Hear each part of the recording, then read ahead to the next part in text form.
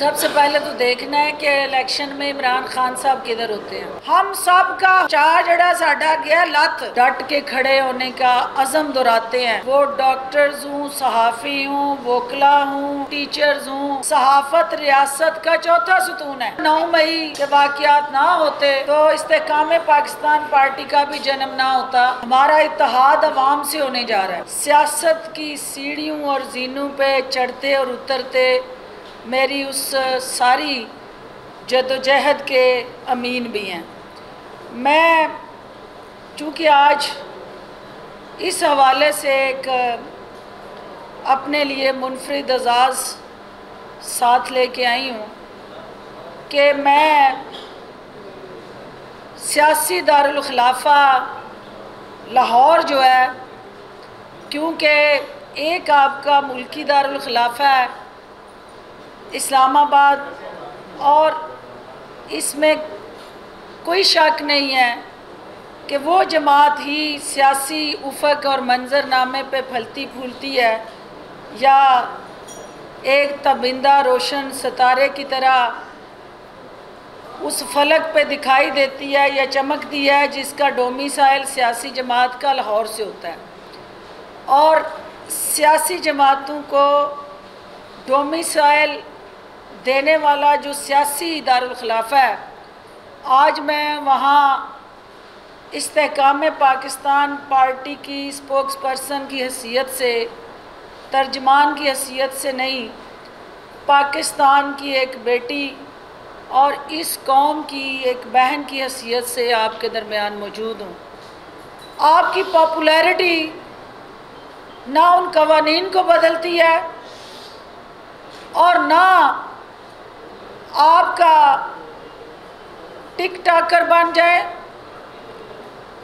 या social media की जीनत बन के लाखों व्यूअर्स अपने साथ एंगेज कर लें। ये हकीकत है कि पॉपुलैरिटी को वोट में ट्रांसफॉर्म होना है।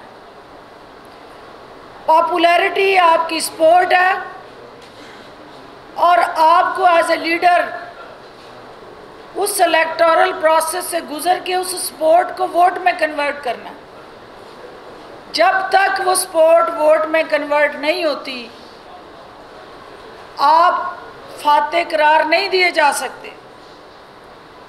लेकिन मैं ना मानूं कि रट के साथ पाकिस्तान के कौमी इदारों पे हमलावर होना, कौमी सलामती को दाव पे लगाना, शोहदा की बेहुरमती करना, शोहदा की यादगारों की बेतुकीरी करना, रियासत को गाली गलौज करना और अपनी ज़ात के लिए अपनी काज को कुर्बान कर देना, इसका नाम सियासत नहीं है। सियासत का नाम ही सबसे पहले अपने ज़ात की नफ़ी है। मुल्क को जमहूरी डगर पे लेके आगे बढ़ना ये सियासतदानों की बुनियादी जिम्मेदारियाँ हैं। बदकिस्मती से जब भी कोई सियासतदान इक़्तिदार के अवानों में पहुँचा तो वो सबसे बड़ा डिक्टेटर बन गया। जब भी उसको इख्तियार मिला और इक़्तिदार मिला, उसने जमहूरी सोच का कत्लेआम किया और अपनी ख्वाहिशात का नाम जमहूरियत रख लिया। सोशल मीडिया के ज़रिए पाकिस्तान की कौमी सलामती और दिफाई अदारों पे स्किड मिसाइल बन के गिर रहे हैं। मैं उनको ये कहना चाहती हूँ कि आप इस कौम का, इस मुल्क का सासा और ताकत हैं। आपके अंदर जो अल्लाह की तरफ से बारूद, आपकी तवानाइयाँ और ताकत है, उसको मुल्क के लिए सर्व करें। इस पाकिस्तान को आपके ताज़ा खून और जज्बे और जवानी की ज़रूरत है। आपके जुनून से पाकिस्तान बना था और इंशाअल्लाह इस्तेकाम पाकिस्तान के लिए भी नौजवान जो है वो हरावल दस्ता साबित होंगे। मुआशी महाज पे भी और सियासी महाज पे भी पाकिस्तान को मुस्तहकम बनाएगी। मैं इन अल्फाज के साथ आप सबका शुक्रिया अदा करती हूँ। और ये चूँकि सियासी जो इस वक्त अगस्त के महीने में बढ़ती हुई नमी है, उसके अंदर बहुत सारे आपको सियासी मंजरनामे के अंदर तब्दीलियाँ नज़र आएंगी। जो आज आपको नज़र आ रहा है ये मिड ऑफ अगस्त में ये चीज़ें आपको नज़र नहीं आ रही होंगी, क्योंकि सियासत का मंजरनामा अगस्त में ही बदलेगा। क्योंकि क़याम पाकिस्तान अगस्त में, इस्तेहकाम पाकिस्तान भी अगस्त में ही होगा इंशाअल्लाह। और आप सब की मीडिया की मैं आखिर में, चूँकि कुरान पाक की बेहुरमती के हवाले से यहाँ बात भी होती रही, मुझे भी मौका मिला है तो स्वीडन और डेनमार्क में जिस तरह से हमारे जज्बात से खेलने की जो कोशिश हो रही है, मुसलमानों को उकसाया जा रहा है, मुसलमानों को बाज़ाब्ता इंतहा पसंदी की तरफ ले जाने के लिए ये एक मुनज़्ज़म दहशतगर्दी की सोच है जो दुनिया के अंदर अमन की दुश्मन है। इस किस्म की हरकतें करके मुस्लिम उम्मा को ललकारा जा रहा है।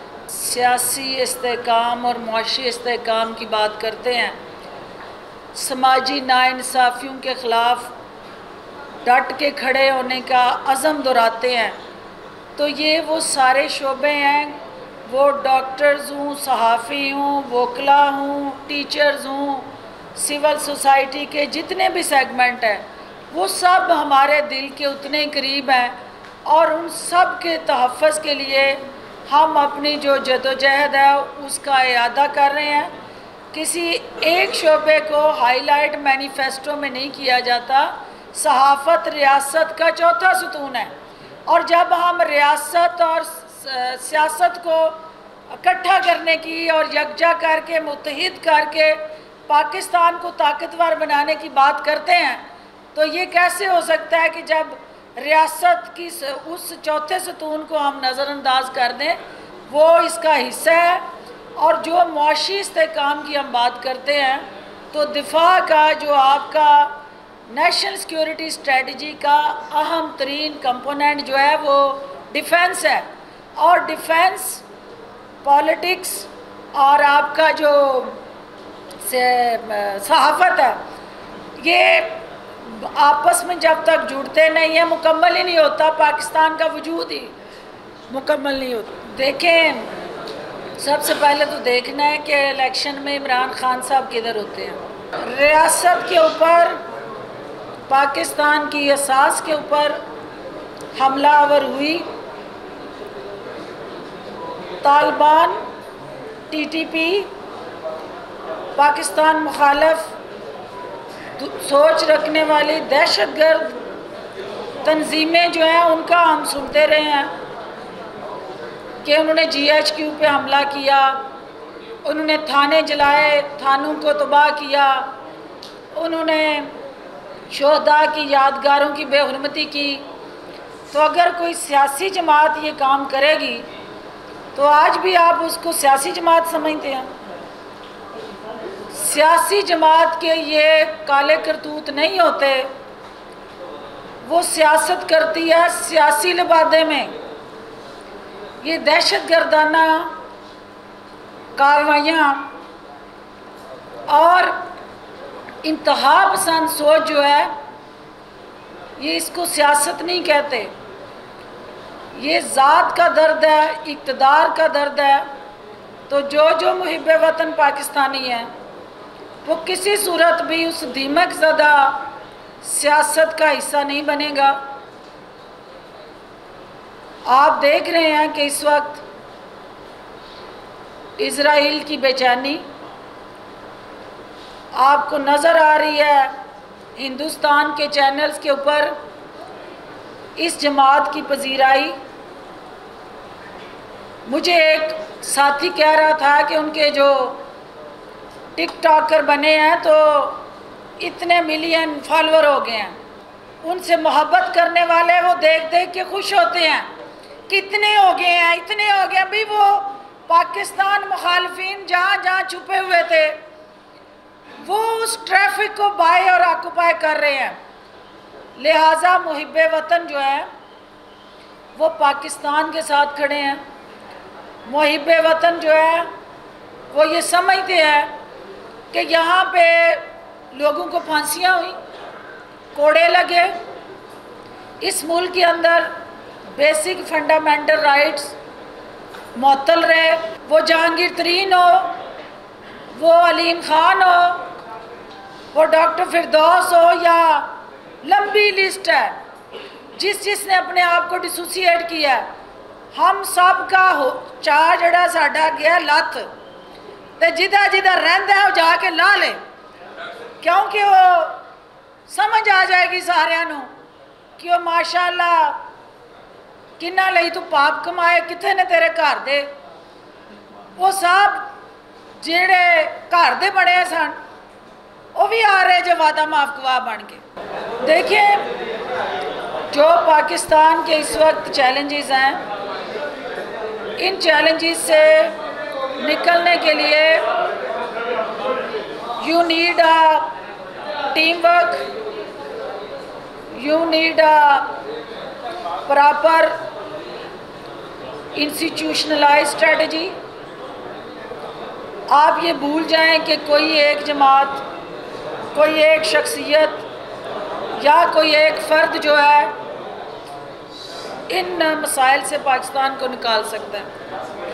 अब आपको अपने सियासी रवैये, सियासी सोच और सियासी महाज पे जो हिकमत अमली है उसको असर नौ तरतीब देना है।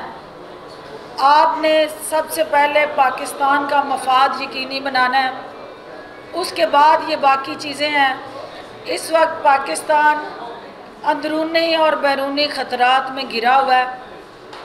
इन ख़तरात से बाहर निकलने के लिए पाकिस्तान को एक मुत्तहिदा कौम की ज़रूरत है, और उस कौम को लीड करने के लिए एक ऐसी क़यादत की ज़रूरत है जो अपनी ज़ात की नफ़ी करके अपनी काज को सुप्रीम करे और आगे लेके चले। आखिरी सवाल भट्टी साहब का।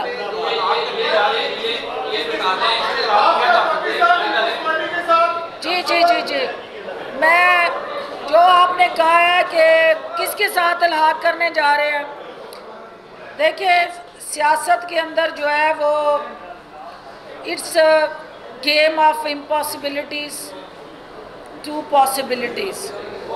आप जिसको इम्पॉसिबल कहते हैं उसको पॉसिबल होने का नाम ही सियासत है।